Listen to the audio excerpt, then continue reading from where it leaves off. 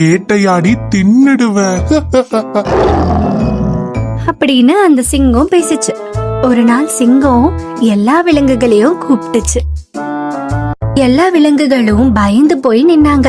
அப்போ சிங்கம், ஏய் விலங்குகளா, நீங்க எல்லாரும் எனக்கு ஒரு நாளும் ஒரு சாப்பாட வேட்டையாடி கொண்டு வரணும்.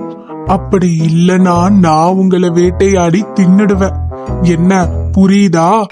அப்படின்னு அந்த சிங்கம் கேட்டது. உடனே மற்ற விலங்குகள் அதுக்கு பயந்துட்டு சரின்னு சொன்னாங்க. இது எல்லாம் கேட்டுட்டு இருந்த அந்த காகத்துக்கு சிங்கத்தோடைய செயல் சுத்தமா பிடிக்கல. இத எப்படியாச்சும் சரி பண்ணணும்னு நினைச்சது.